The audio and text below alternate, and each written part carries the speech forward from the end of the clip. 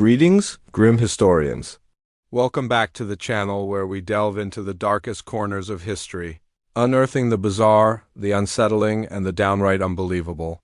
Tonight, we journey to the Elizabethan era, a time of powdered wigs, grand court intrigue, and a royal advisor who claimed to speak directly with angels. Forget Elon Musk's Neuralink. Forget your modern-day attempts to decode the human brain. In 1582, a man named John Dee was already trying to unlock the secrets of the universe, not through wires and electrodes, but through conversations with celestial beings. Now, I know what you're thinking, angels? Seriously? But bear with me, this isn't some Sunday school story.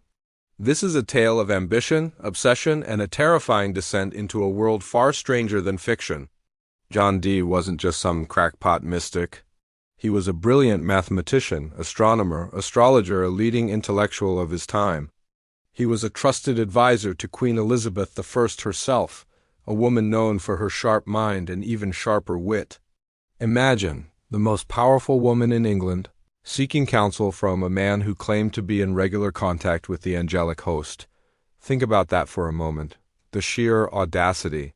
The potential for scandal, for manipulation, for utter chaos.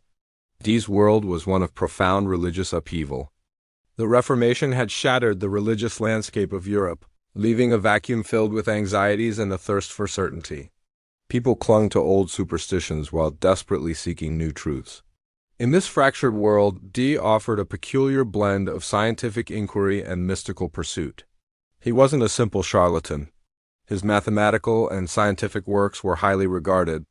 He was a polymath, a Renaissance man whose extraordinary intellect led him down a path that few dared to tread, a path paved with angelic pronouncements and cryptic symbols. He wasn't just talking to angels, he was trying to understand them. He believed he could decipher the language of God, a divine code hidden within the universe, a key to unlocking all of creation's secrets. This wasn't idle speculation. Dee meticulously documented his seances, his rituals, his attempts to penetrate the veil between our world and the next. His journals are filled with strange diagrams, cryptic alphabets, and detailed accounts of his conversations with entities he believed to be angels. But were they truly angels? Or were they something else? That's the question that haunts us, isn't it? The line between genuine spiritual experience and elaborate self-deception blurs in Dee's story, leaving us with a chilling puzzle, a puzzle wrapped in layers of arcane symbols, whispered prophecies, and the chilling power of a queen who tolerated, even perhaps encouraged, her advisor's otherworldly pursuits. Was it ambition? Did Elizabeth use Dee's mystical abilities for political advantage? Or was she genuinely fascinated by his claims? The truth, as with so much of history, remains shrouded in mystery.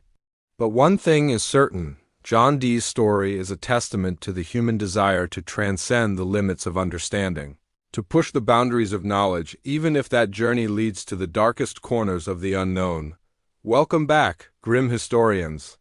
Last time we were left pondering the utterly bizarre notion that Queen Elizabeth I's trusted advisor, John Dee, might have been talking to angels.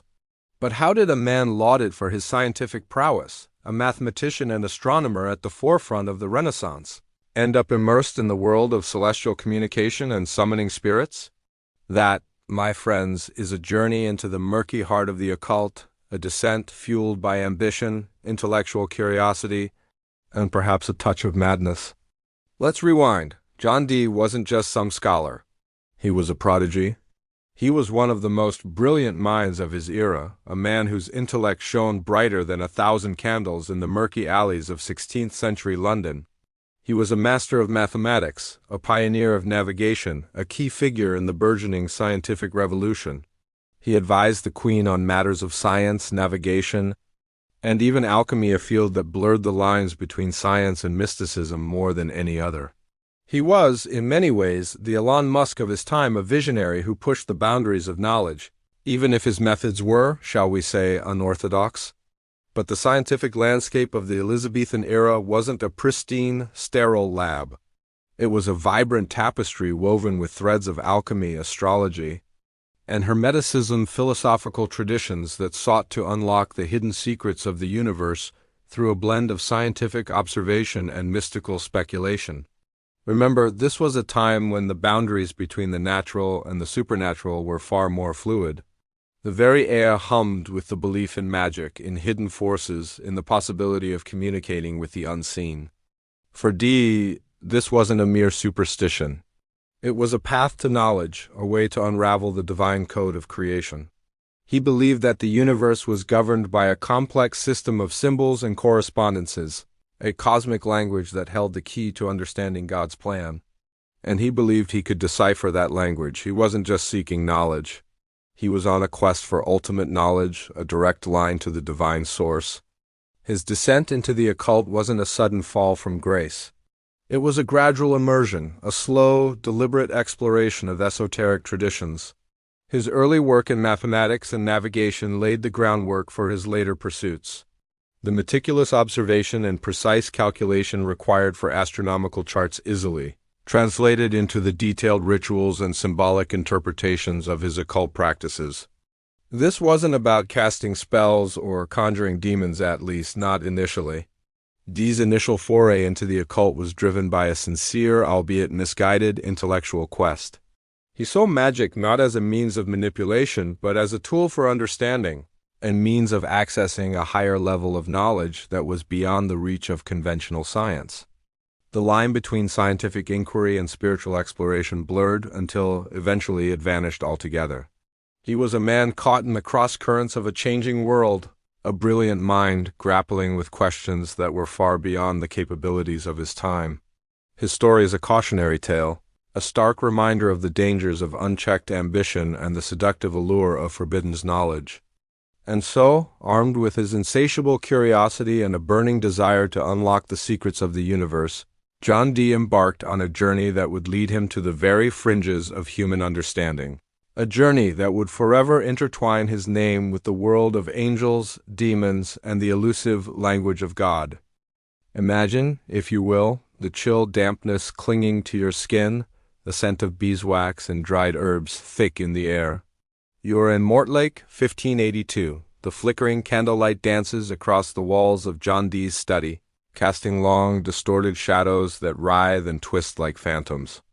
The air hums with a low, almost imperceptible energy, a thrumming that vibrates in your chest. This isn't a typical scholar's retreat. This is a crucible of forbidden knowledge. Dee, his face etched with both brilliance and an unsettling intensity, sits before a polished obsidian mirror, his eyes fixed on its depths. He's not merely looking. He's seeing. Edward Kelly, his younger, more flamboyant partner, stands behind him, his hands hovering over the scrying glass, a silent conductor of this otherworldly orchestra. The air crackles with anticipation. This is not some parlor trick. This is an attempt to pierce the veil between worlds, to commune with the celestial intelligences that Dee believes hold the keys to the universe. Tonight, they seek the Enochian language, a language Dee believes was revealed to Adam by God himself, a divine code hidden from humanity for millennia. Dee, convinced he's been chosen to unlock this sacred tongue, has dedicated years to the pursuit. He believes it holds the answers to all things, the secrets of creation, the nature of reality, perhaps even the path to immortality. Forget alchemy, forget astrology, this is the ultimate pursuit of knowledge, a direct line to the divine. The room is filled with the paraphernalia of their occult practices, crystals that refract the candlelight into dazzling prisms, strange symbols etched onto parchment, and strange, almost alien-looking instruments of unknown purpose. Kelly, in his role as the seer, begins his incantations, his voice a low, hypnotic drone, weaving a spell that both fascinates and unsettles. His eyes are wide, unfocused, as if his consciousness has already departed this realm. The obsidian mirror shimmers, the surface rippling like disturbed water. Shapes begin to form within its depths, swirling mists that coalesce into figures both ethereal and terrifying. Are these angels? Demons? Or simply figments of an overwrought imagination fueled by weeks of sleep deprivation and intense spiritual exertion? The line blurs, the boundaries of reality dissolving in the flickering candlelight. Dee, meanwhile, meticulously records every word, every symbol, every fleeting vision that emerges from the scrying glass. He frantically scribbles down what seems like a language from another dimension. This is no mere translation. It's a revelation, a direct communication with the celestial realm. The very language of creation is unfolding before his eyes, a torrent of symbols and sounds that challenge everything he thought he knew, but the Enochian language is not easily deciphered. It's a complex, intricate system of symbols and sounds unlike anything found in any known human language.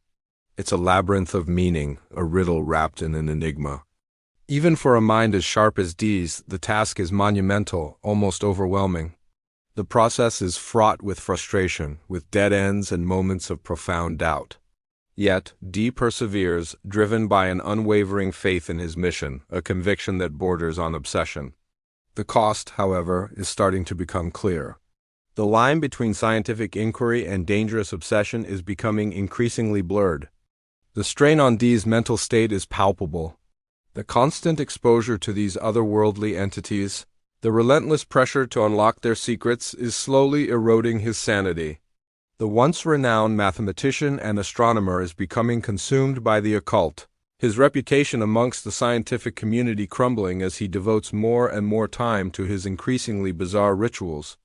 The whispers of madness grow louder, casting a long shadow over his brilliant mind. He continues his practice, unaware of the dark consequences that lie ahead. Friends, we've journeyed with John Dee, from esteemed mathematician and advisor to Queen Elizabeth I, to his increasingly obsessive pursuit of angelic communication. We've seen his descent into the bizarre world of Enochian magic, a language purportedly revealed to him by celestial beings. But what were the consequences of this relentless quest for forbidden knowledge? What price did Dee pay for his whispers from the heavens? Let's turn our focus to the very real and tangible consequences that accompany Dee's increasingly esoteric pursuits. The Elizabethan era, while a time of burgeoning intellectual curiosity, was also deeply steeped in religious conservatism. The very act of attempting to communicate directly with angels, bypassing the established church hierarchy, was considered not just unorthodox but dangerously heretical. Dee's actions were a direct challenge to the established religious order, a subtle but potent rebellion against the dominant theological paradigm of the time. Remember, the Reformation was still a relatively recent event.